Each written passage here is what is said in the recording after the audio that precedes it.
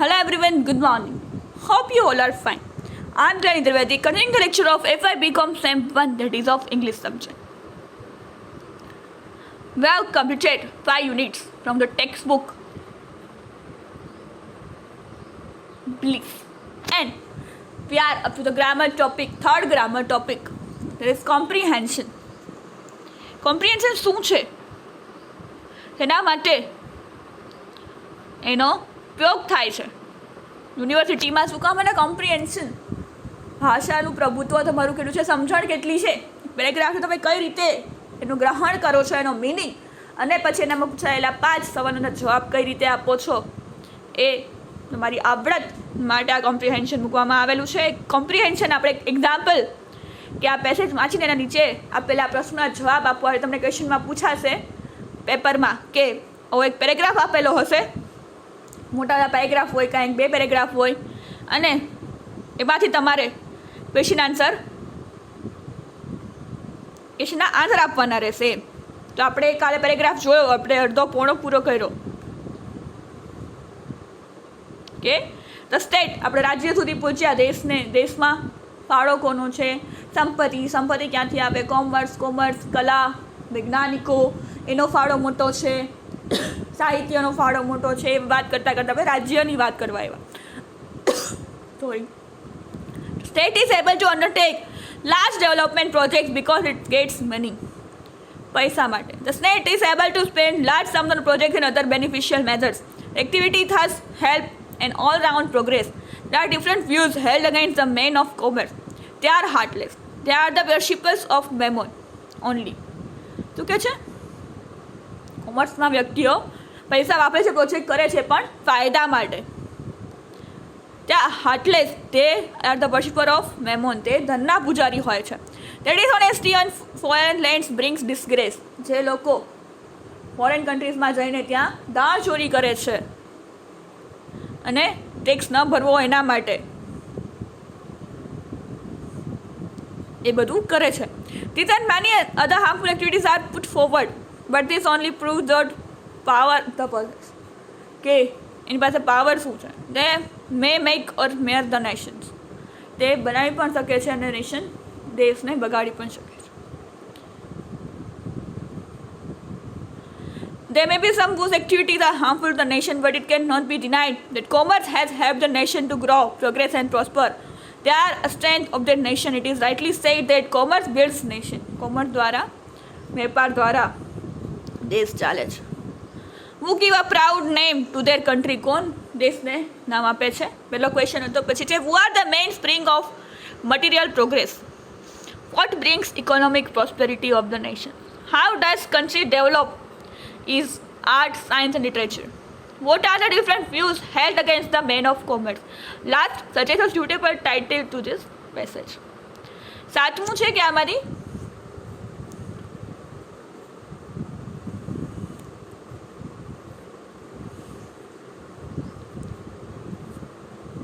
શું કહે છે? Choose this synonym expression and write the letter that comes before it. Synonym અને એની પહેલા આવતો શબ્દ લખો. Who give proud name to their country? તેનો જવાબ આપણે એમાં જોયો.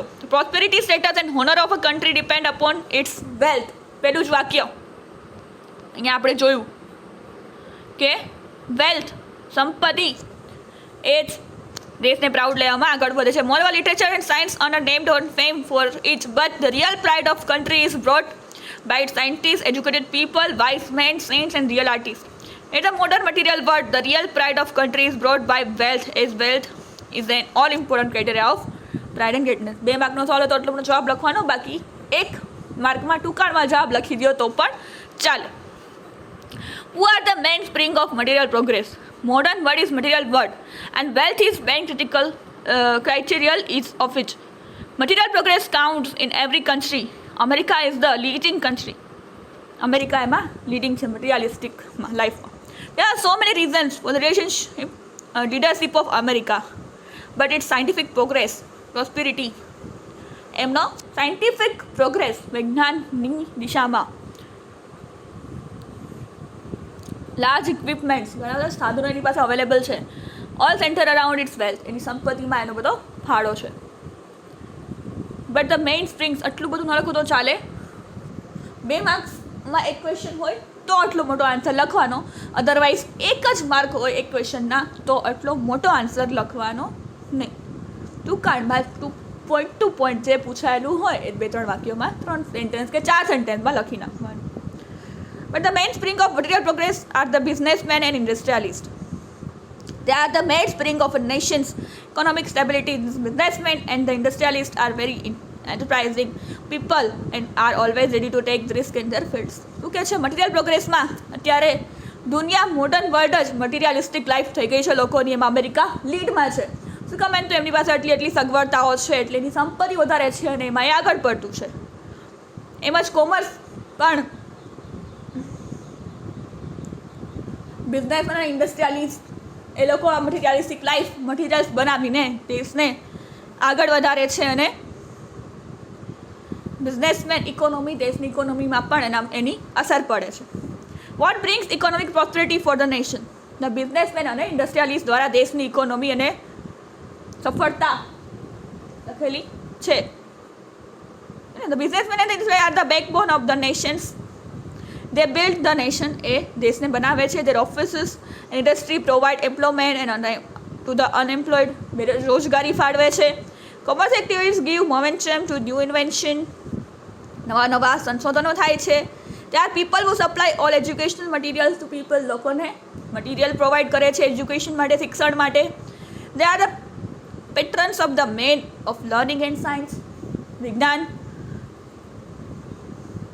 A nation can develop its arts, science, literature through their help. Nation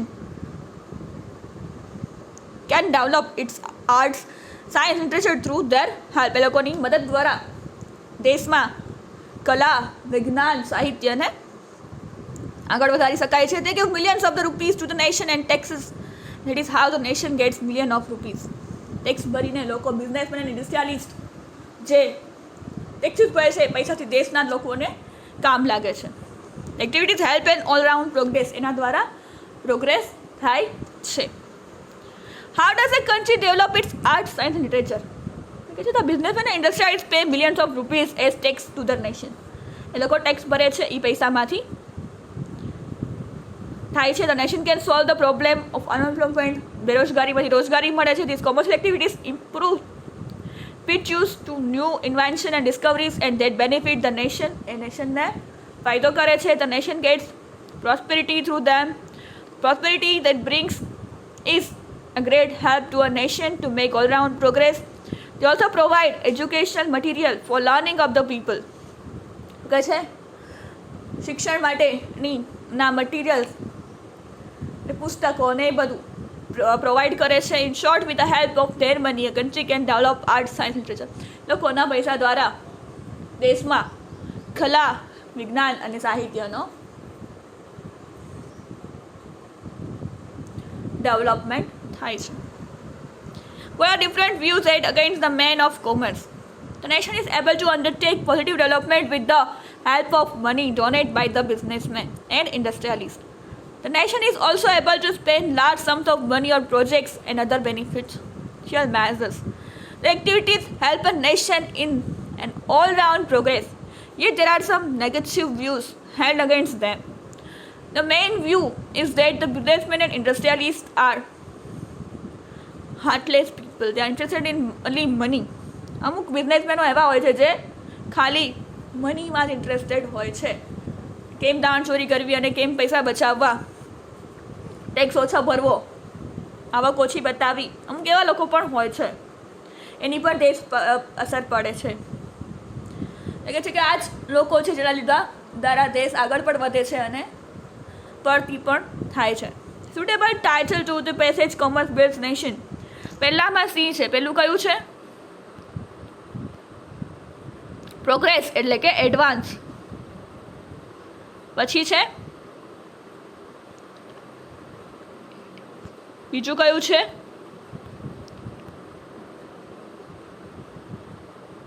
commodities તો કે ગુડ્સ. એમ્પ્લોયમેન્ટ તો કે ઓક્યુપેશન. બેનિફિશિયલ તો કે profitable.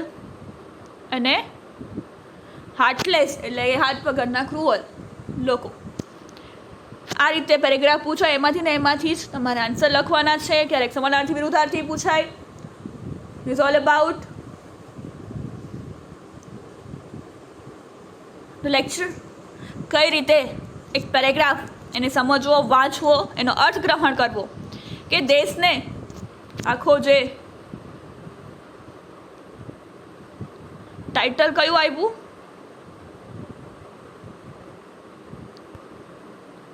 Commerce builds nation, commerce દ્વારા નેશન બિલ્ડઅપ થાય છે. તો કઈ રીતે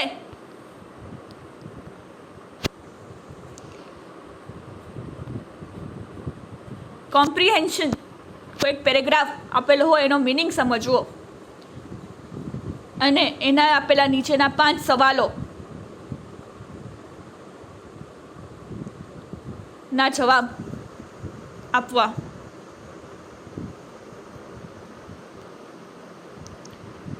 નેમ પ્રાઉડ કોણ આપે છે? તો કે સંતો, કલાકારો, સાહિત્યકારો, વૈજ્ઞાનિકો, એ બધા દેશને પ્રાઉડ આપે છે.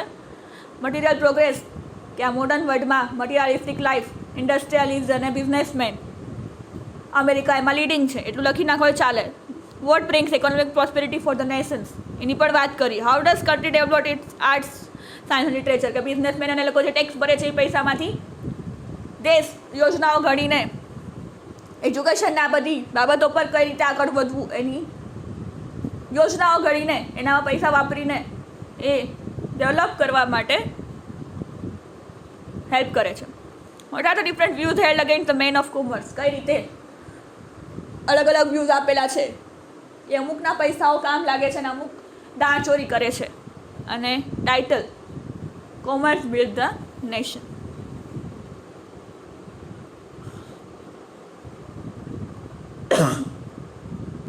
This about કોમ્પ્રિહેન્શન, જે આપણે 8મા 9માંથી, આમ તો 7માંથી, 4થી 5 6ઠાથી ઇંગ્લિશ આવે એવું કોમ્પ્રિહેન્શન તો આવ્યું જ છે. કોઈ બી એક પેરેગ્રાફ એને વાંચવો, સમજવો અને ટાઇટલ આપવું અને એના જે પૂછાયેલા સવાલોના જવાબ આપવા. પહેલાં પેરેગ્રાફ વાંચવો, સમજવો હોય કે એના બાબતે છે, ટાઇટલ એક નક્કી કરી લેવું, પછી એક ક્વેશ્ચન વાંચીને એના રિલેટેડ એમાં ક્યાં જવાબ આવશે, એ ક્યાં લખેલો છે અને કઈ રીતે આન્સર લખવો, એની પેટર્ન માટે મેં આ બતાવ્યું છે. બાકી you all know that how to write answers, પરંતુ કઈ રીતે પેરેગ્રાફ વાંચી, સમજી અને પછી એનો અર્થ ગ્રહણ કરીને એનો ક્વેશ્ચનને રિલેટેડ પ્રોપર જવાબ લખવો, એની મેથડ માટે આ કોમ્પ્રિહેન્શન મેં સમજાવવાની આ રીતે ટ્રાય કરી. કે how to write answers,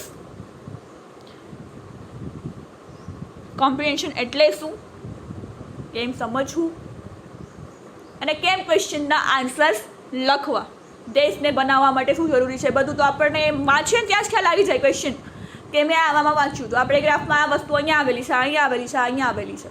you come to know after reading. Question વાંચો એટલે ખબર પડી જાય કે આ હા આના માટે આ છે. જે આખો પેરેગ્રાફ મેં વાંચીને સમજાવ્યો તો એમાં ખ્યાલ આવી ગયો કે ભાઈ દેશ ઉપર વાત છે, કોમર્સ એ દેશને બનાવે છે, આ જરૂરી છે, આ જરૂરી છે, આ જરૂરી છે, બધી વાત એમાં આપણે કરી. કોમ્પ્રિહેન્શન એટલે અર્થગ્રહણ. કોમ્પ્રિહેન્શન એટલા માટે મૂકવામાં આવે છે કે આપણી લેંગ્વેજ પ્રોફિશિયન્સી કેટલી છે, કે લેંગ્વેજ સમજીએ આપણે કેટલું શકીએ છીએ. અર્થગ્રહણ, અન્ડરસ્ટેન્ડિંગ. કોમ્પ્રિહેન્શન એટલે કોઈ બી પેરેગ્રાફને આપણે કઈ રીતે સમજી શકીએ અને ટાઇટલ આપીએ, સમાનાર્થી વિરુદ્ધાર્થી શબ્દો અમુક આવે છે, ઓપ્શન આપે, એમાંથી એનો મિનિંગ સમજવાની કોશિશ કરીએ અને અર્થગ્રહણ, અન્ડરસ્ટેન્ડિંગ ઓફ લેંગ્વેજ, તમારું ભાષા પર પ્રભુત્વ કેટલું છે એ જાણવા માટે આનો ઉપયોગ થાય છે. કોમ્પ્રિહેન્શનનો કઈ રીતે પેરેગ્રાફને સમજવો અને ક્વેશ્ચન વાંચવા અને અન્ડરસ્ટેન્ડ કરવા અને પછી એનો આન્સર લખવો. અગેન આઈ એમ રિપીટિંગ, 2 માર્કનો ક્વેશ્ચન હોય તો જ એટલો મોટો આન્સર લખવો હોય, 1 માર્કમાં હોય તો ટુ ધ પોઈન્ટ 3-4 સેન્ટેન્સમાં આન્સર લખી નાખજો. This is all about today's lecture. We will continue in the next lecture. Thank you for listening. Have a nice day.